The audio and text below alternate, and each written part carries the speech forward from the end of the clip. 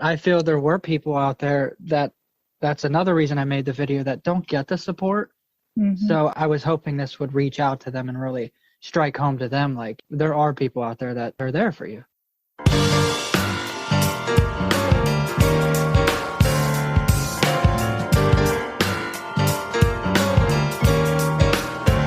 What is double outlet right ventricle?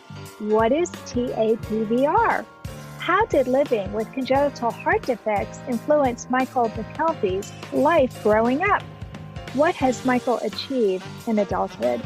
Welcome to Heart with Anna. I am Anna Jaworski and the mother of an adult with a congenital heart defect who has undergone 3 open heart surgeries. That is the reason I became an advocate for the CHD community, and that's why I am the host of your podcast. Today's show is a special show for Success Story Saturday in HeartMath 2022. Our program is Accepting Your CHD and Thriving, and our guest is Michael McKelvey. Michael McKelvey is 30 years old and lives with a complex congenital heart defect called Double Outlet Right Ventricle, or DORV. He works as an internet service provider technician in Pittsburgh. Growing up, life wasn't easy for Michael. He underwent 4 open heart surgeries between the ages of 9 days and 16 years. And he was a small, skinny, sickly kid who was always told what he couldn't do. As he grew older and began to understand his CHD, he struggled to accept his condition. Over time, this changed, and he began to embrace what he could do. Today, Michael is married and lives a very active lifestyle, even though he will face more surgeries in the future. He's talking to us today in the hopes that his outlook can help others. Welcome to Heart with Anna, Michael. Hi, Anna. Thanks for having me. I'm so happy to have you on the program, especially for our Success Story Saturday, because you have just been amazing. We learned in your bio that you were born with double outlet right ventricle, but not all of my listeners will know what that is. So let's start by learning a little bit about what DORV is and what the doctors did to palliate that condition. Yeah, it's good to be here. So, double outlet right ventricle is a congenital heart defect. For those of you that don't know what congenital is, that means you're born with it. Double outlet right ventricle is a heart defect where the aorta connects to the heart in the wrong place. So in a normal heart, you have 4 chambers of your heart. Usually on one side, you have one vessel. On the other side, you have the other. But in double outlet right ventricle, you have both vessels on the one side of the heart. Therefore, when a child is born with double outlet right ventricle, it's not just one issue. There's usually a couple things going on. So I was actually born with a few things, 3 to be exact. Right. So in addition to the double outlet right ventricle, you also have total anomalous pulmonary venous return, which is such a mouthful. That's why all my friends call it TAPVR. So can you tell us what TAPVR is and what the doctors did to help you with that? Yeah, so TAPVR is when the pulmonary veins that connect to other veins, ultimately they drain the blood into the wrong side of the heart chamber. So you have these veins that are carrying the blood through your body from one side of the heart to your lungs and vice versa, and it goes in a particular formation. So in a normal heart, or any heart, for example, its job is to pump the blood in and out of the body. That's it. That's what your heart does. Every heartbeat, it repeats a cycle of pumping blood in and out of the body, but your veins are what carry that blood. So TAPVR specifically is those veins that carry the blood. And for a patient with double outlet right ventricle, those veins are both on the same side of the heart instead of pumping back and forth. That sounds so complicated. Yep. It's a procedure that is needed, a surgery, instantly. Because if your heart isn't carrying the blood properly, it's going to cause issues. Sure. Right It away. sounds to me like you would immediately go into congestive heart failure. Yep. Yep. So that surgery I've had 4 open heart surgeries. That surgery in particular was my second surgery that they repaired the TAPVR along with VSD and the double outlet right ventricle all on my second surgery. Okay, so you had a VSD as well. For those of you who don't know, that stands for ventricular septal defect. It sounds to me as though that might have helped to keep you alive as long as you were, because the blood in your heart was mixing. Whereas it sounds like you had a lot of blood going to the wrong place. So it may not have been picking up oxygen the way it should have been, but that VSD was allowing the blood to mix so you weren't too cyanotic. Am I right with that conjecture? You're absolutely right. So without that hole in my heart, believe it or not, it saved my life. Right. My son was the same way, so I totally understand. So what did they do with the very first surgery? So I'm not too familiar with what they did, but the first surgery was when I was day 9. Okay.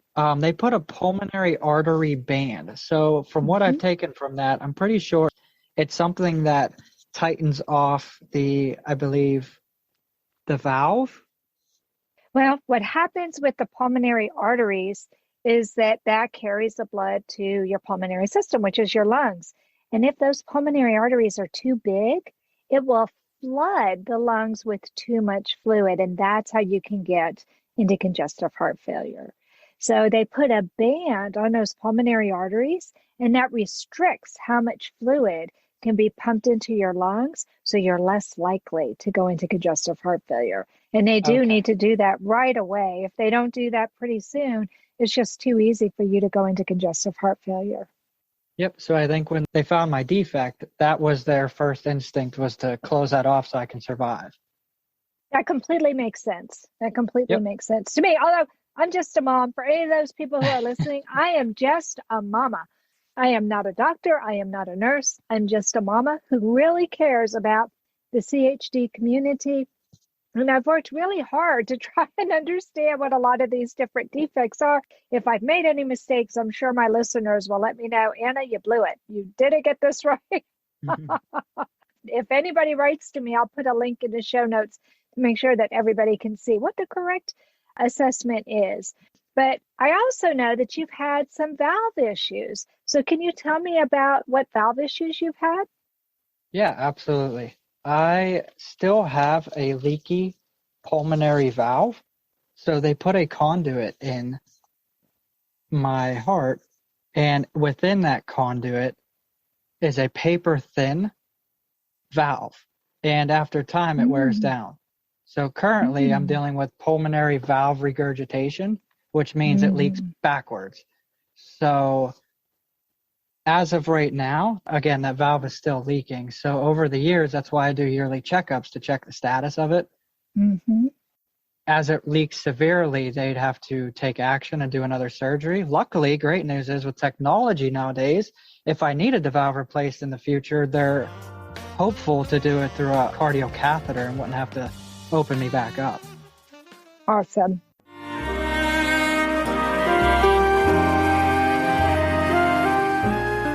Home Tonight Forever by the Baby Blue Sound Collective. I think what I love so much about this CD is that some of the songs were inspired by the patients. Many listeners will understand many of the different songs and what they've been inspired by. Our new album will be available on iTunes, Amazon.com, Spotify. I love the fact that the proceeds from this CD are actually going to help those with congenital heart defects. Enjoy the music. Home Tonight Forever.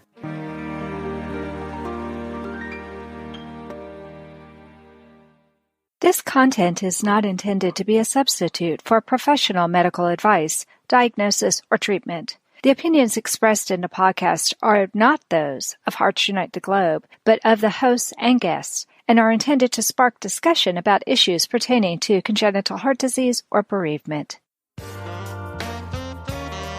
You are listening to Heart with Anna.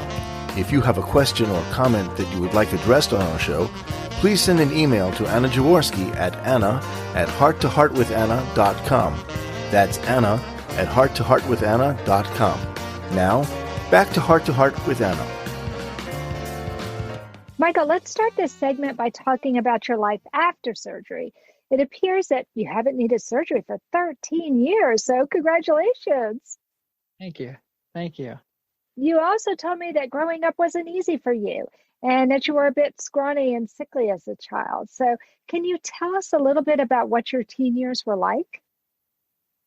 Yeah, absolutely. I can remember when I was in elementary school, everybody goes to recess, and I used to always have the teachers come up to me before recess and say, hey, you got to be careful out there. I'm sure you know this, but, be careful.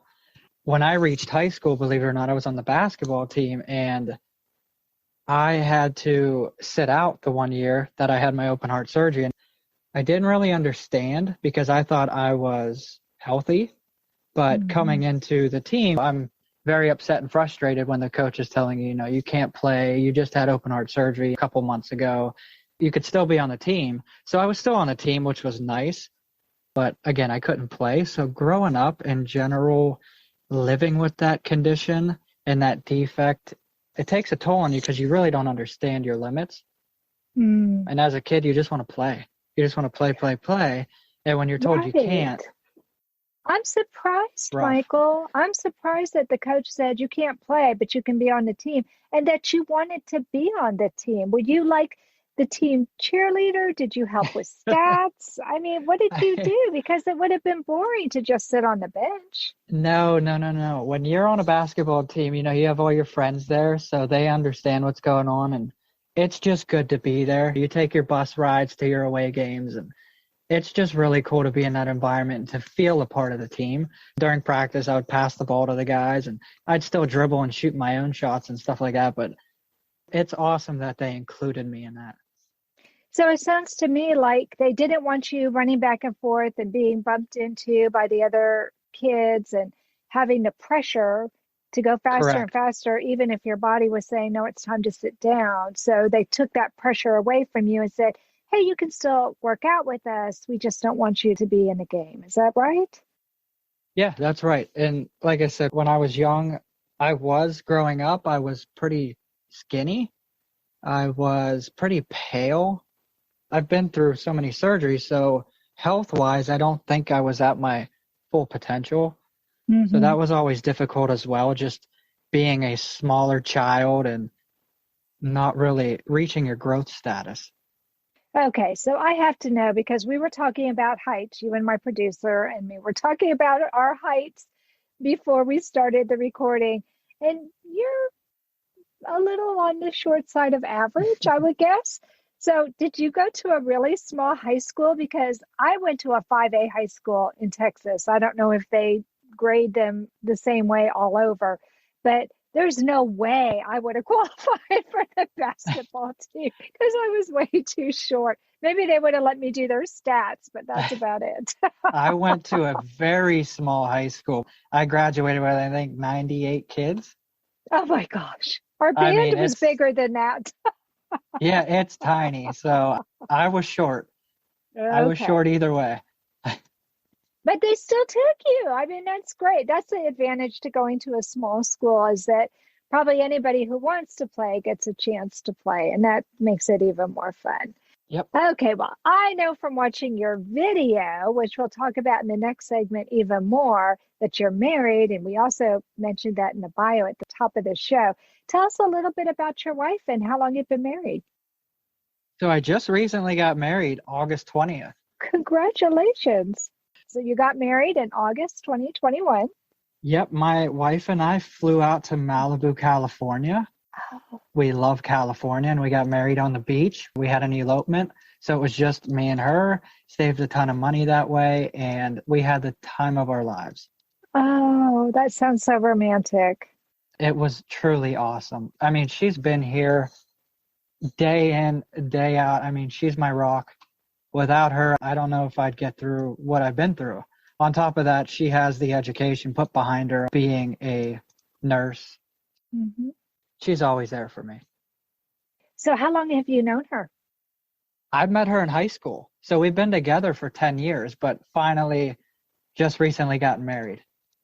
That's awesome. Can we say her name on the air? Yeah, absolutely. Her name's Megan O'Malley. Well, Megan McKelvey now.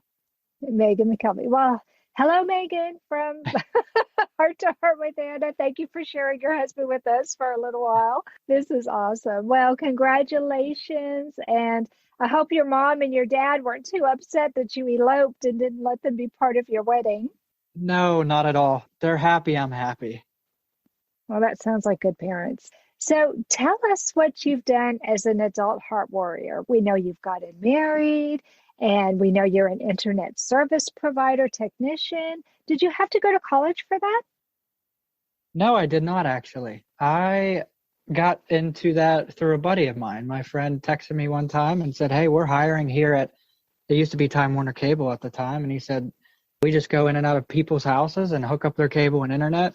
He said, "You got to climb a 28-foot ladder and hook it up at the pole and stuff like that." He said, "But if you're looking for the opportunity, it's definitely there." And they train you. They sent me away to training. That's how I got into that. As far as work, I've never been held back from work. That's the positive note. I realized as I gotten older in my life here, I've gotten more healthy, which I'm very glad. So as far as work goes, I don't get held back as far as not being able to breathe or anything like that, but very blessed. You don't deal with arrhythmias or anything like that? I mean, I feel the regurgitation. I can hear it. I can feel it. But every year I go get a checkup, they say it's completely fine. You're only mild. You're not severe yet. I deal with that stuff, but to me, it's normal. It's my normal.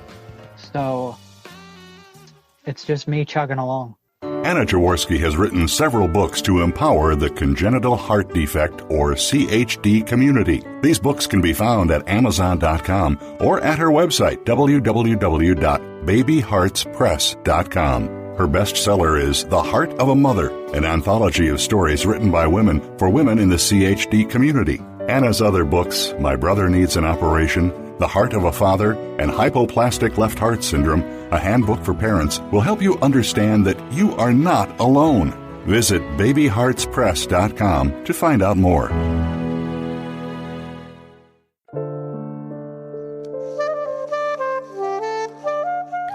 Heart to Heart with Anna is a presentation of Hearts Unite the Globe and is part of the Hug Podcast Network. Hearts Unite the Globe is a non-profit organization devoted to providing resources to the congenital heart defect community to uplift, empower, and enrich the lives of our community members.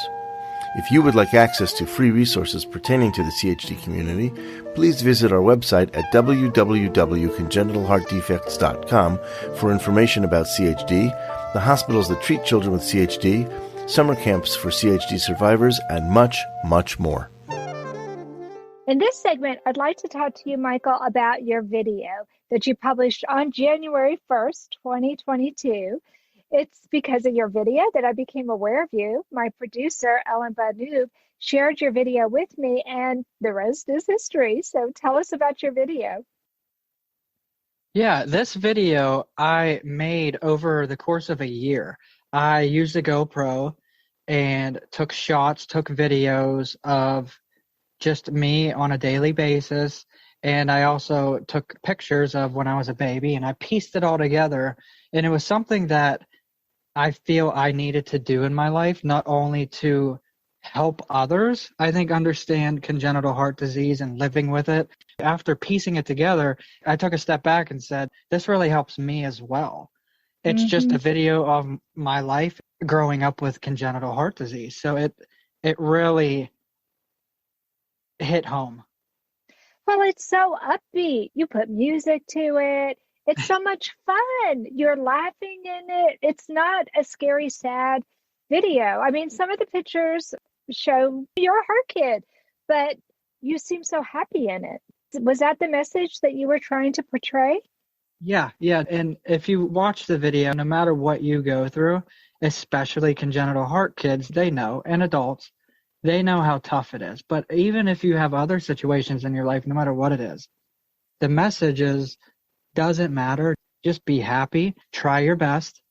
There's always support out there. It's for anybody that is really struggling with anything they're going through. There's a bright side of things. There is. I think sometimes we have to search for that bright side, especially for me. The hardest part, I think, was not knowing took us quite a while before we got my child's diagnosis. And that was really scary because my husband and I both knew something was wrong, but everybody kept telling us we were wrong and that we were being overprotective until we got the diagnosis. And then it became an emergency procedure. So that was really scary. But then the other scary time for us was between the next surgery and knowing that we had to stay healthy. We had to stay away from people. It was like what people are living with COVID now. That's what it was for us. But at the time, we were the only ones. Everyone else in the world was not cognizant of the fact that their germs could cause death. Yeah, Anna. I mean, that's the biggest part. I mean, because you're a mother of someone with congenital heart defects, the biggest part is the support group. I'm sure you've supported your son all the way throughout, and that's awesome. But I feel there were people out there that's another reason I made the video that don't get the support. Mm-hmm. So I was hoping this would reach out to them and really strike home to them. Like, there are people out there that are there for you. Right. You and my child are from the generation when there really wasn't much support. We didn't have internet service providers like you. I mean, my child was 2. My oldest was 5 before we even got internet. And back then it was dial-up, and not everybody had it. Yeah. So you all were from a different generation. Oh, yeah.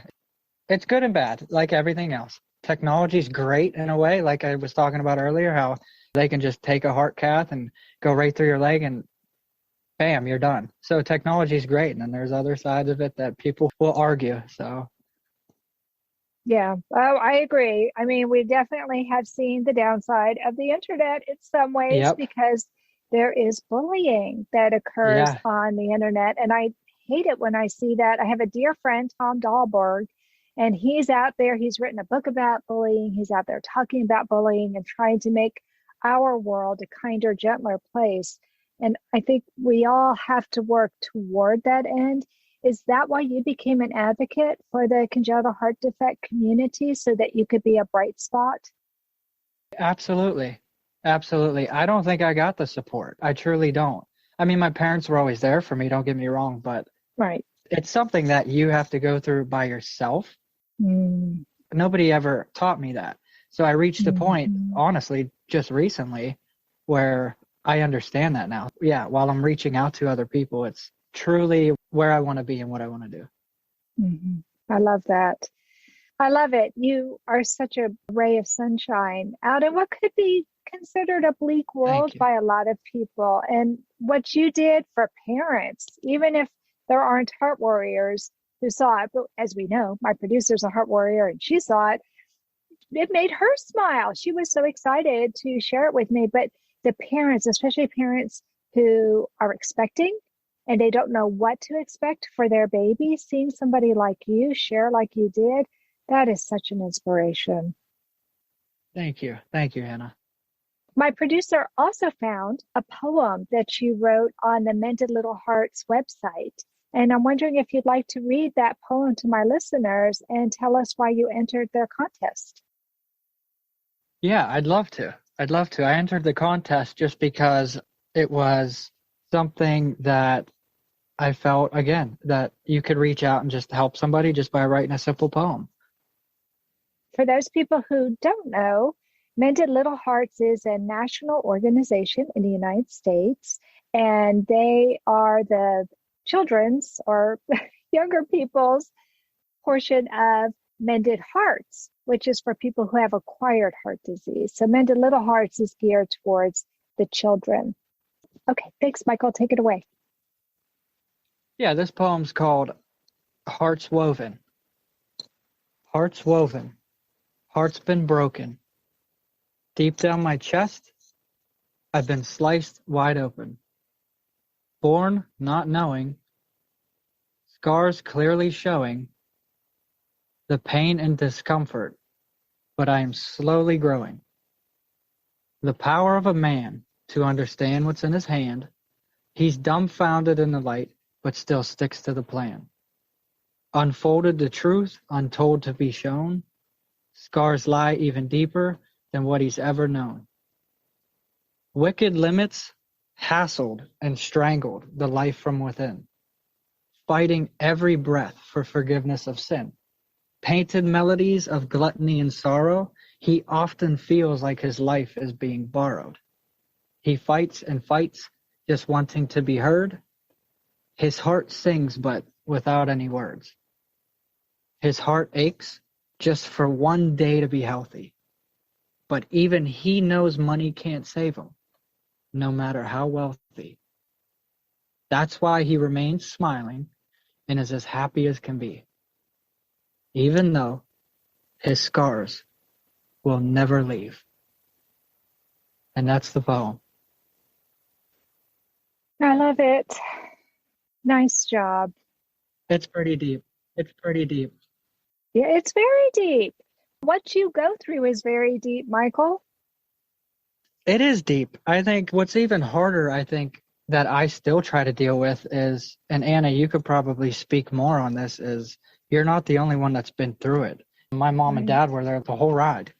Mm-hmm. That is what troubles me sometimes, is what have they gone through? And I won't ever know. They're a parent, and I'm not a parent right now, so you have other people that go through it as well. Right. I'm sure there are so many people who will read that poem and say, yeah, I get it. Yep. They'll be able to completely connect to the feelings that you described in that poem and the emotion that is in that poem. You're right. You have scars that will never leave. Your parents also have scars that will never leave. My feeling has been, as I've traversed this journey, that God gave me my children for a reason. And I am such a different person because of my children. They've made me stronger. And I think they've made me the person God wanted me to be. Absolutely. Absolutely. I think your scars, too, have helped to mold the person you were supposed to be. And who knew that you would be this kind of like a spokesperson for CHD and giving everybody a ray of sunshine to consider as they're looking at their child living with a congenital heart defect. So bless you. Thank you. Thank you. Bless you. You're strong. You're a strong woman as well. I think we all have to be strong. Yeah. We don't really have a choice. If we want to keep going, it's like you said, you just keep chugging along, whether your heart's perfect or not, whether you have a perfect life or not. I think you make your life as perfect as you can. And it sounds like you've done a great job with your life. I'm so glad I had a chance to meet you and talk to you face to face. So thank you so much for being on the program today, Michael. Thank you, Anna. Thank you so much. Friends, if you've enjoyed this episode of Heart to Heart with Anna, please leave a review on whatever platform you use to listen to the program. I hope you've enjoyed this Success Story Saturday. I definitely feel like it has been a fantastic success for me to have Michael on the program. Thanks, Ellen, for finding Michael. Remember, my friends, you are not alone. Thank you again for joining us this week. We hope you have been inspired and empowered to become an advocate for the congenital heart defect community. Heart to Heart with Anna, with your host Anna Jaworski, can be heard every Tuesday at 12 noon Eastern Time.